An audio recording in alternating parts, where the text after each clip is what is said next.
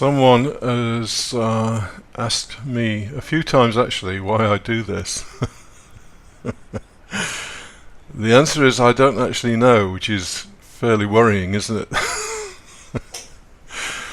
Anyway, I thought long and hard about this particular podcast because although I've produced an article on this topic, spiritual quests just being pleasure seeking, and it's on the blog, I'll put a link to it below. Although I've produced an article, I didn't really want to, I didn't want to piss too many people off, to be honest.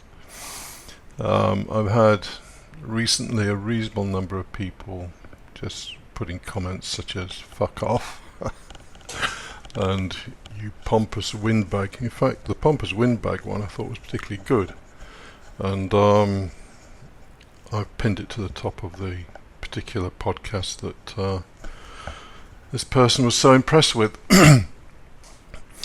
Anyway, spiritual quest, just pleasure seeking.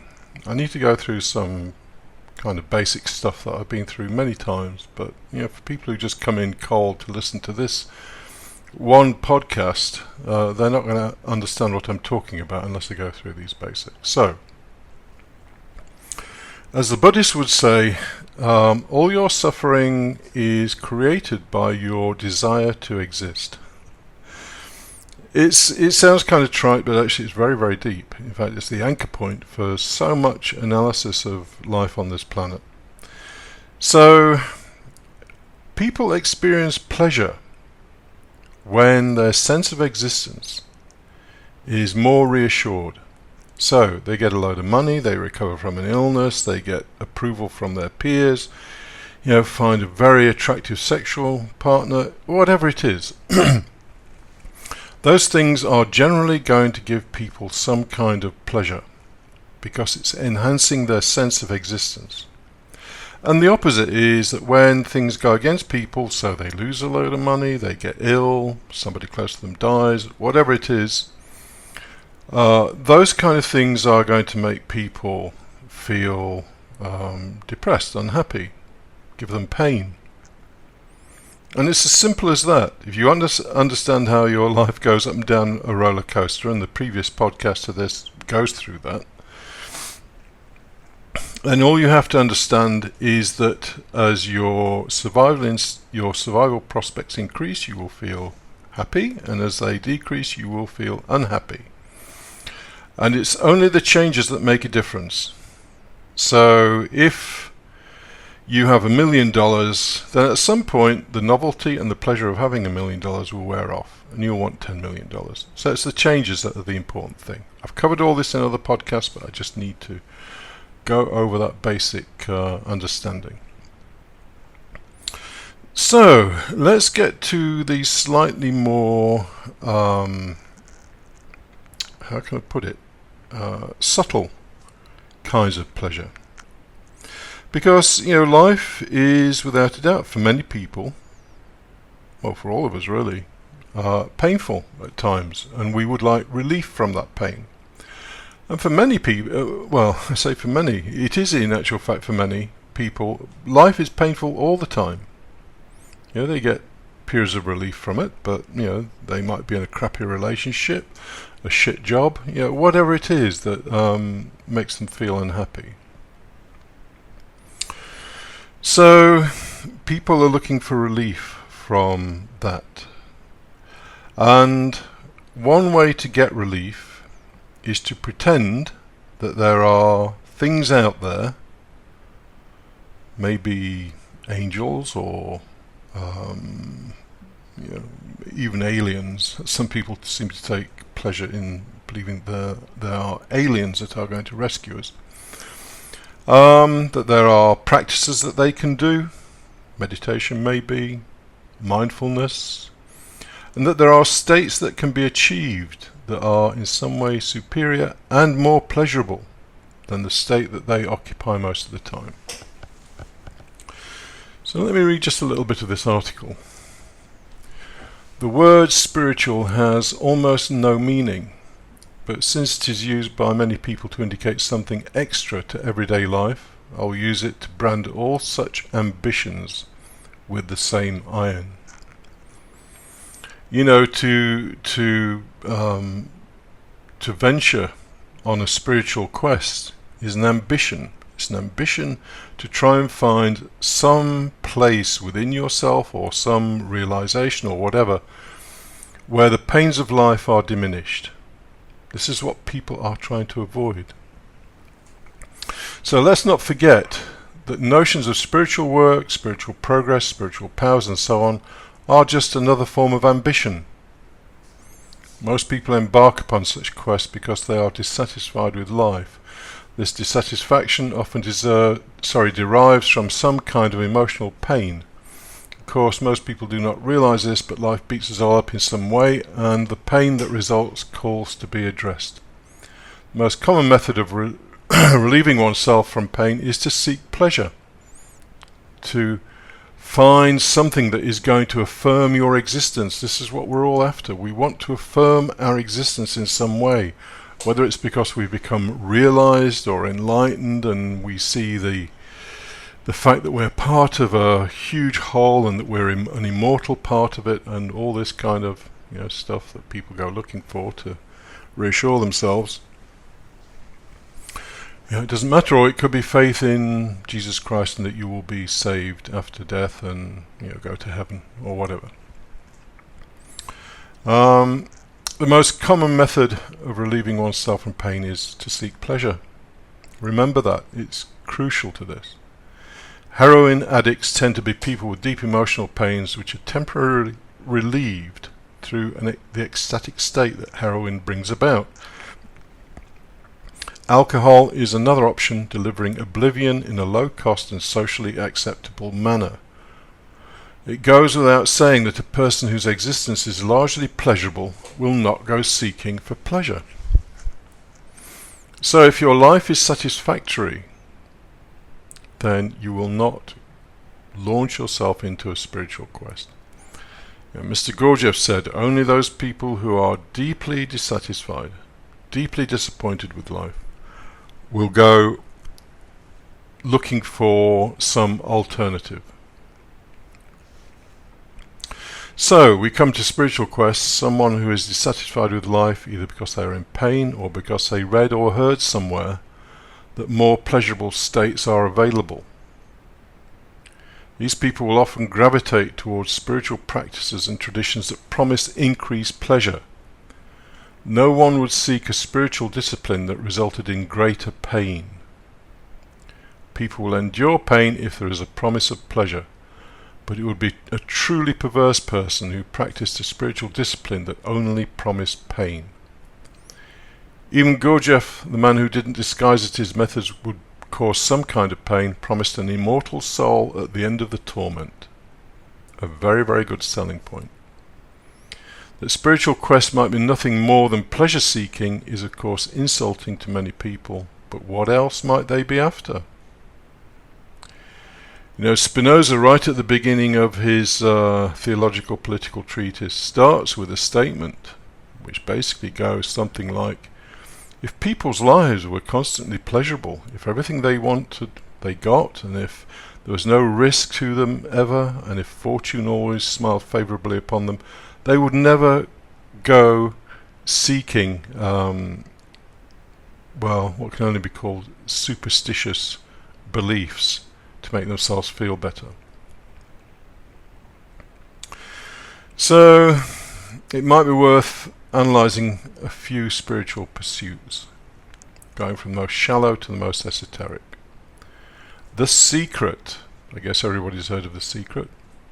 It's hardly spiritual really, but it sort of came under the New Age fluffy sort of umbrella. New Age types are very often drawn to it. One just has to imagine, this is the basic teaching, one just has to imagine a situation, more money, power, fame or whatever, and it will happen. You don't have to lift a finger. Just sit there, is it 17 seconds or something, and whatever it is, and imagine your dream house, your dream partner, your dream yacht, your dream private aeroplane, your dream whatever it is that you crave after. And it will happen. That is the power of your imagination. The universe is just here to serve your needs. It doesn't operate according to immutable laws. It can change its laws anytime it wants to satisfy your particular needs and desires. It's pleasure-seeking in its most explicit form, and the notion that the bounty of the universe is available simply by imagining it proved to be a very powerful idea. The woman who, I can't remember her name, but the woman who launched this thing made a lot of money out of it. She was appealing to people's laziness, really. Then we have religion, and at the low end of religion is something called the Christian Church of Abundance. You just have to pray to God for stuff, or Jesus, and God or Jesus will give you stuff. Simple as that. After that, it starts to get more subtle. People will meditate in the belief that meditation will yield serenity and deliver them from pain. Remember that all these pursuits are an attempt to escape some kind of pain. I should add here that there is absolutely nothing wrong with pleasure seeking. We all do it, but let's just be honest about it. Let's not create secret sex or pretend that we have secret knowledge or special knowledge that we can impart to other people, and this knowledge or the practices that we're selling will allow them to escape from pain. It's charlatan behavior.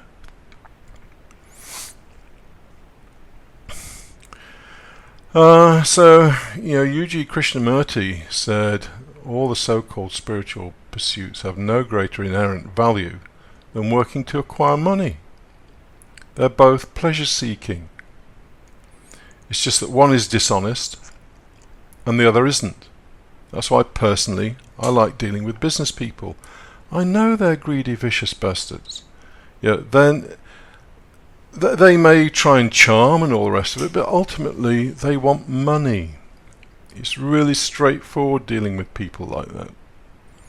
But you get involved with spiritual types and oh my God, you can dig for weeks and you'll never get to the bottom of what it is they're really after. But ultimately, it's about money. In fact, recently someone contacted me and wanted a conversation, and within about 2 minutes it was clear they were trying to sell me something. Why can't they just be honest? Why can't they just have a company, Spiritual Pleasures Limited, or Corporation. Spiritual Pleasures Corporation, guaranteed to make you happy.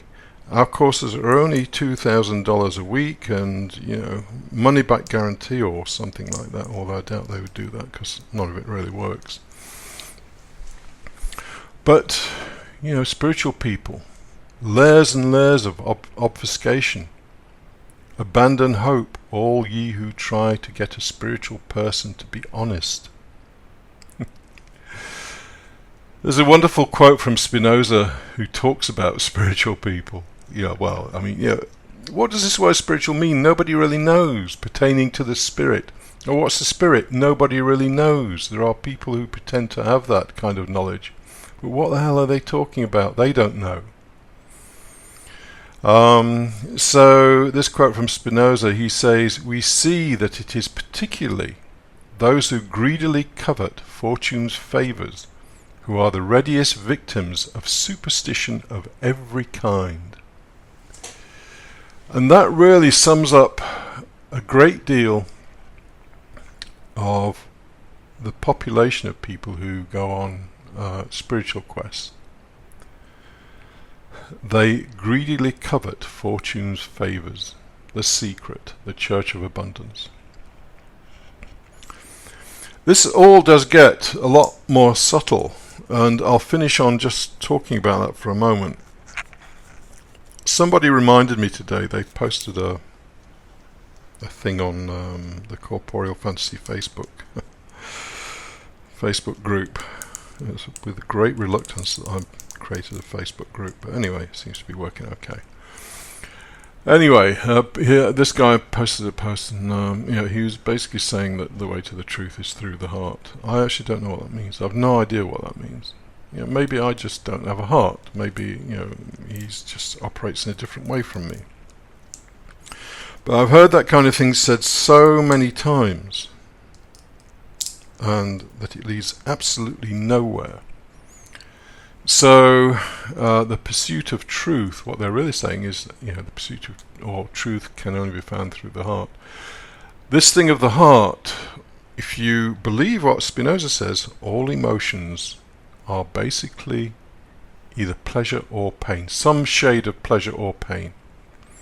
So when we look at some nice picture of, I don't know, flowers with nice wispy clouds floating over it, and someone does a little meme saying, the truth will set you free or something, they wouldn't put that, the truth would set you free, with a picture of a decomposing carcass of an aborted baby. Why not? Well, because it's not life enhancing. So people are borrowing from the images to make us feel that, oh yes, the truth can be found through the heart, and oh look, it's all life enhancing and beautiful. It's not like that. If you try to find the truth through the heart, then all you will do is vacillate between various emotions. One minute you'll be feeling slightly ecstatic, and the next minute you'll be disappointed because the ecstasy doesn't go anywhere.